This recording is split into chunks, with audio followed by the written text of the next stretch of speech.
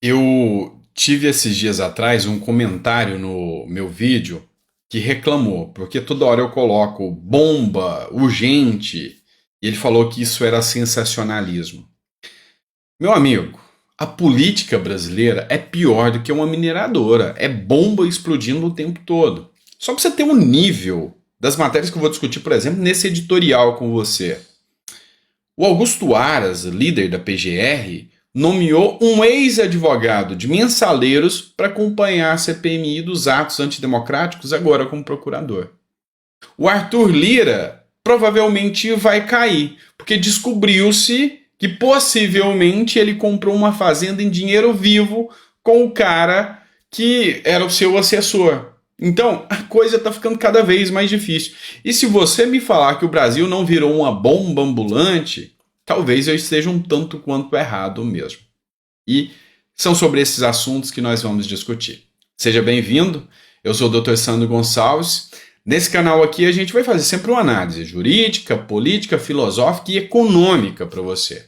Então, dá o seu like, compartilha para o YouTube entender que tem relevância. Da forma que a gente aborda aqui, você não vai achar em jornal nenhum do mundo. Afinal, a gente vai direto na veia. Bora falar sobre isso? Vem comigo. Não esquece de dar o like. Matéria do jornal Metrópolis, do Guilherme Amado. Augusto Aras, que é o líder da PGR, o Procurador-Geral da República, indica procurador para auxiliar a CPMI de 8 de janeiro.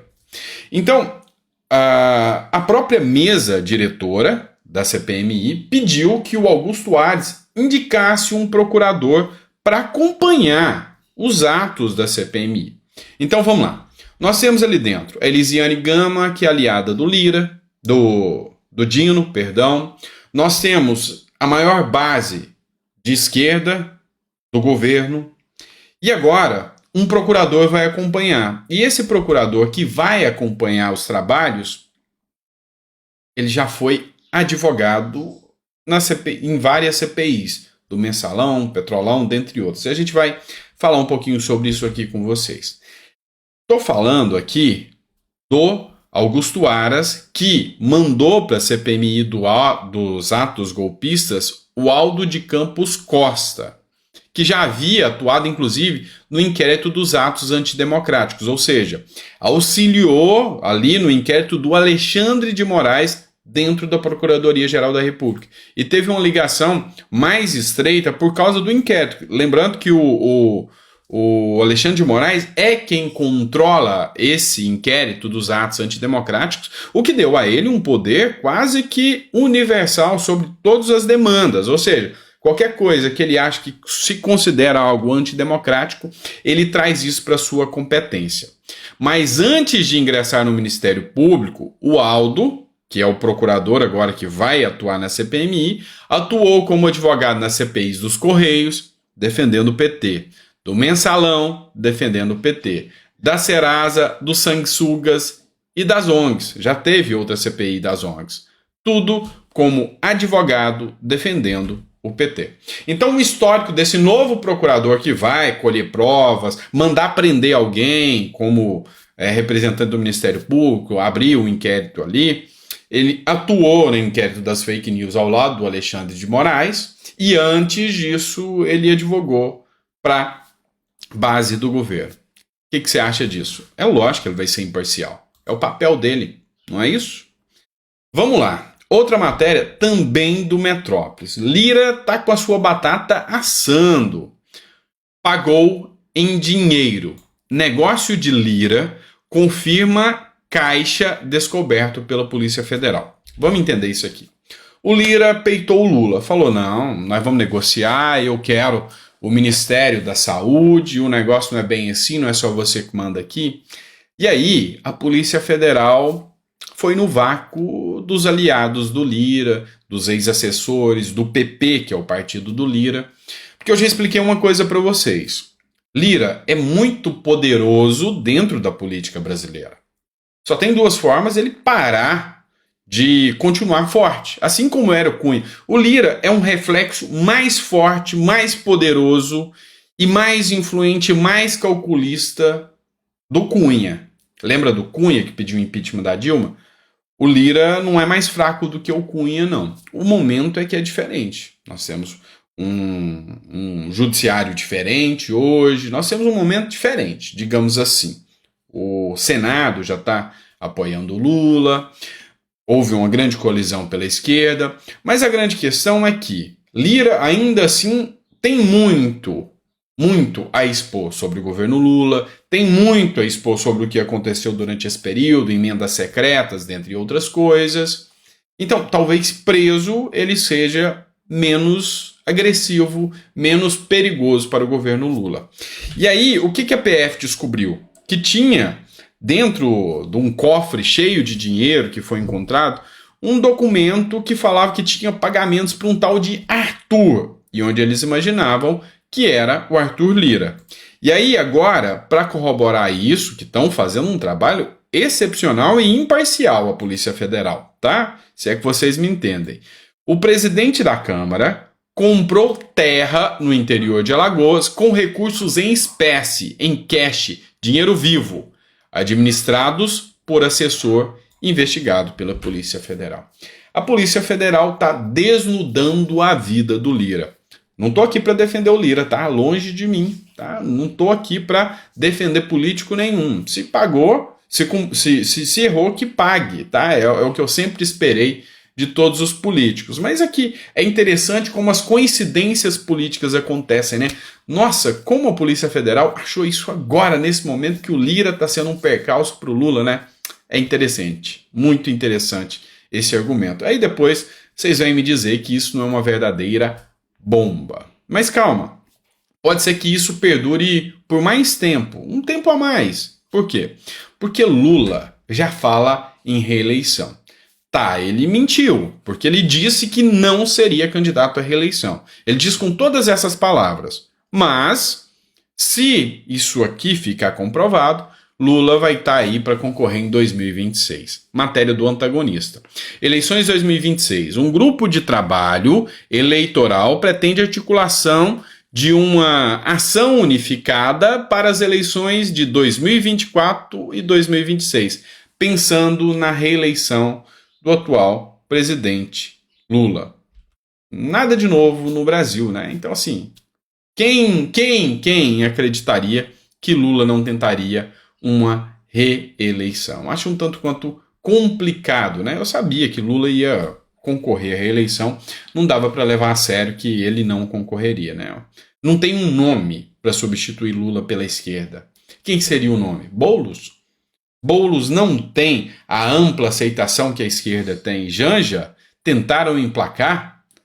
Decepção total pela esquerda. A esquerda não quer nem saber de Janja. Michele Bolsonaro tem um poder de fogo 1000 vezes maior do que a Janja. E lembrando a vocês que Bolsonaro tá para ficar inelegível. E ele já falou, Michele será candidata a presidente. E numa chapa Janja-Michele, é difícil a Janja ganhar. Muito difícil. Tá? Dentro da normalidade. E tudo isso a gente para pensar. Não tem outro nome. Ou é Lula de novo, ou não se sabe o que vai acontecer. Não se sabe o que vai acontecer. Mas ainda falando de questão eleitoral, aí vocês vão me dizer que isso não é uma bomba, tá? Se você vai colocar no comentário agora, Dr. Sam, realmente isso é mais uma bomba. Ou você vai falar, não, você foi sensacionalista mesmo, isso não é bomba. Tá? Mais um dia normal da República das Bananas aqui e eu trago uma matéria do antagonista para vocês sobre quem? Sérgio Moro. Adivinha? O Zeca Dirceu, filho do Zé Dirceu, e a Gleisi Hoffmann, presidente do PT, já começaram campanha disputando a cadeira do Moro no Senado. Como assim? Disputando a cadeira do Moro, não dá para entender. Essa matéria foi divulgada no O Globo também, tá? E lembrando a vocês que eu sempre trago as fontes. Então, deixa eu contar a fita para você. Eles já dão como certa a cassação do Moro. O Moro vai cair. Eles só estão esperando. O que está salvando o Moro agora é que o TRF está segurando uma ação do Moro. E só vai julgar no final do ano, talvez. Mas assim que essa ação for julgada, vai ter recurso. E aí ela cai no TSE. Chegando no TSE, aí, meu amigo, pau, o Moro cai. E aí, se o Moro cai, entra o suplente. Você não acha isso? Porque o senador é eleito com suplente. Não, não é assim que o jogo funciona, tá? Por que não? Porque o suplente, ele vai ser substituto do Moro se o Moro adoecesse, se licenciasse, falecesse ou algo nesse sentido. Aí o suplente já entra. Mas no caso de cassação da chapa, caça o senador e os suplentes. E aí, qual que é a decisão do próprio STF? Isso aqui é um precedente do STF, está aqui o site do STF. Os ministros entenderam que no caso de faltar um senador, o mais votado vai ser empossado interinamente e depois vai ser feito eleições suplementares, tá? Isso aqui eles decidiram no caso da senadora Selma Arruda, que seria cassada pelo TSE, tá? Isso aconteceu, salvo engano, 2020 ou antes disso, tá? Acho que ela não foi cassada, não me recordo de cabeça aqui. Mas o que é a grande questão aqui que a gente precisa argumentar? É que sim, vai acontecer. Moro vai cair. A chance disso acontecer é gigantesca. E aí, o Zeca Dirceu e a Gleisi Hoffmann já estão disputando, entrando no embate aqui para quem vai concorrer pelo PT para assumir as novas eleições que o estado do Paraná terão que fazer para colocar um novo senador da República. E aí, meu amigo, aí é bomba, tá? Vai ter novas eleições. Entenda uma coisa, você precisa colocar na cabeça o seguinte: as eleições não acabaram. Não acabaram. O Brasil terminou 2022 com ritmo de eleição para 2024 e 2026. E aqui, esse é o clima que eu entendo que vai vigorar por um tempo a mais. E Gleisi Hoffmann e o Zeca Dirceu estão disputando para ver qual que já vão entrar aí. E a direita? Chupando o dedo. Não tem nome. Não tem quem ainda vai se candidatar, vai concorrer a essa segunda vaga. E aí, tem quem diz, preste atenção, que pode ser que o TSE tome uma nova decisão. E nessa nova decisão, só quem já é eleito, ou seja, quem é deputado ou algum outro cargo ali, possa concorrer. Não sei se vai acontecer. Duvido muito, mas se acontecer é temerário demais. Bora lá, pessoal. Plínio Valério, ele trouxe uma preocupação aqui grande em relação aos ataques que o PT vem fazendo contra o Campos Neto, tá? Ele escreveu o seguinte: leio com preocupação os ataques pessoais dos senadores Randolfo Rodrigues e Renan Calheiros ao presidente do Banco Central. É grave você ver que senadores atacam instituições, tá?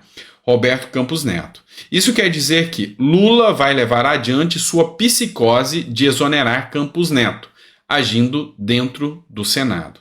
Lembrando que o Campos Neto já foi convocado para esclarecer o porquê não baixou a taxa de juros lá no Banco Central, que ainda continua alta.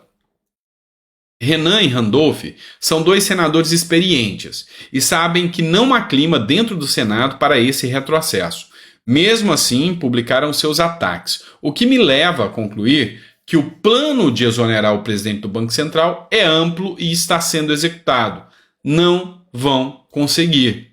Podem até tentar de fora para dentro, mas no Senado não encontrarão respaldo.